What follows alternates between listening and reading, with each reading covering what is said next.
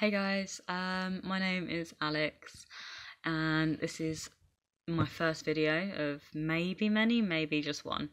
I don't know, I'll see how it goes. But it's basically probably going to be just a short one, and it's mainly me venting about something that I feel quite passionate about. So the thing that I feel passionate about is relationships. I'm so positive and so pro happy with good relationships. Now, the thing that really bugs me is when there is a bad relationship with specifically one person who is quite obsessive and has obsessive behaviours and will stop you from talking to people, so you can have to give up things like your family, your hobbies, your friends, all of that. So I just really wanted to do a video and just post it really on YouTube.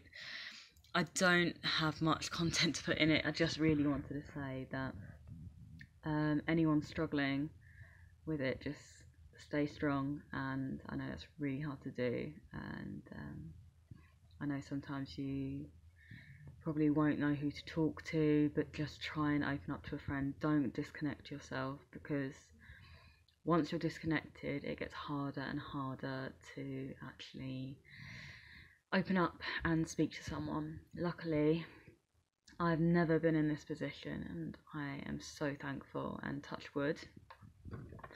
That's me touching wood, that I never am. But I'm very aware that the people that do get into this position of being victimised by an obsessive relationship, and that obsessive person in that relationship can be the most strong people that you would ever know. Have really strong morals, really bold, strong personality,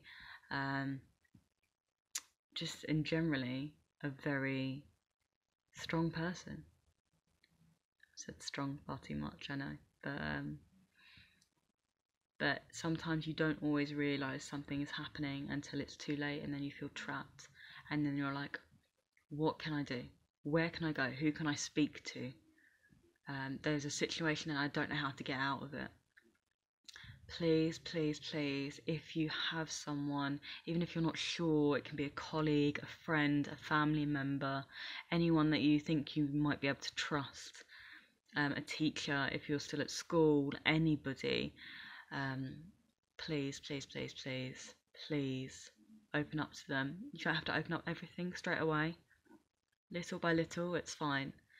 But please open up and start talking, because as soon as you do that, every situation is different. You can say, I'm in this situation, and you might actually be able to get some advice on how to get out that situation.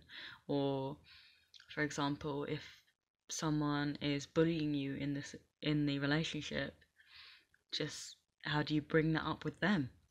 It might be them that you need to talk to about this whole problem. How do you bring that problem up? If you speak to someone else about your specific situation, you might be able to actually solve it, or at least start to. Like I said, I've never been in this situation, and I'm so happy that I'm not, but I have known a lot of people that are. In the last 3 weeks, I've heard of 3 people in these relationships. One of them's not even in the actual relationship, they're like seeing each other, and it's a woman. The guy is the obsessive one, and the woman is the victimised person, but she doesn't realise it yet, or it's that stage rather where you're brushing it off. Oh no, it's fine, he's only just being overprotective. I like it being overprotective. It's not okay when someone's telling you not to speak to your friends. This is not a friend of mine either, so that's not me being biased. But I have had friends who, they're girlfriends, so, you know, it's a couple of guys that I know that have had girlfriends that have been abusive and over obsessive, and actually been hit and beaten before. Two of my best friends have had this. So one was a guy, one was a girl, and it's just really shocking that people in this day and age think that obsessive behaviour is okay. It's not. I think a lot of it is to do with social media. There's a lot of easy access to cheating and everything like that, but it really is no excuse to be an over obsessive person in a relationship. The whole point of a relationship to me is to trust and give that other person, that other half in that relationship, some trust and freedom. Now, if they go and do something that they shouldn't be doing with that trust and freedom, that they are not for you, it doesn't matter how much you love them, they are not for you, and you need to let them go. That's how I would see it. However, obviously, it's harder than that. It's easier said than done. Feelings are irrational, and if someone is doing that to you, then it is hard to let them go. But if someone is doing that to you and no one deserves to be in a relationship and feel trapped. No one deserves to be told, you can't see your friends, your family, you can't talk to people, you're not allowed to do your hobbies, you're not allowed to do this, you're not allowed to do that. If I catch you doing this, I'm going to threaten you with this. You know, and absolutely nobody should be bullied. Nobody should be bullied. Bullying is a cowardice thing. Now, that doesn't matter whether it's in physical bullying or mental bullying. They're both awful. They're both very, very awful. And some people in relationships are so unlucky to have not one, but both of those. Now, if you do have both of those, there is... I know, and I keep mentioning this, everyone's situation is different. There may be things where you go, okay, well, I've got kids. What do I do about that? How do I get out of this with the kids? How do I get out with these, there are so many things that you've got to think about, and you've just got to go for the safest option.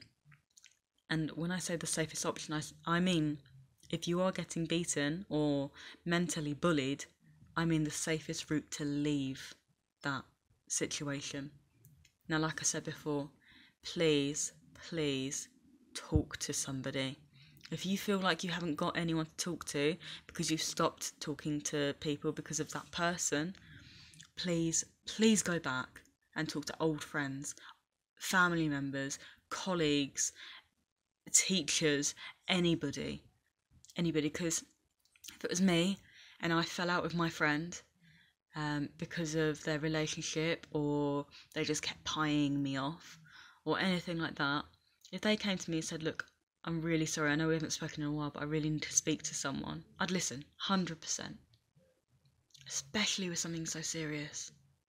You don't need to say straight away everything. Just open up, bit by bit, when you're ready, as you're ready. And don't let that person drag you down. You deserve a good life. Everyone deserves a life without bullying. And that is what it is. To me, that is what it is. So please, try and raise like Jonathan Ross. Try and raise awareness for this. I don't even know what to call it. And I don't think it deserves a name. But be safe, be strong, communicate. And if there's anything I can do, message me. And talk to your friends, your family, your colleagues, your teachers, please. I can't emphasise that enough. You deserve better. Don't put up with it.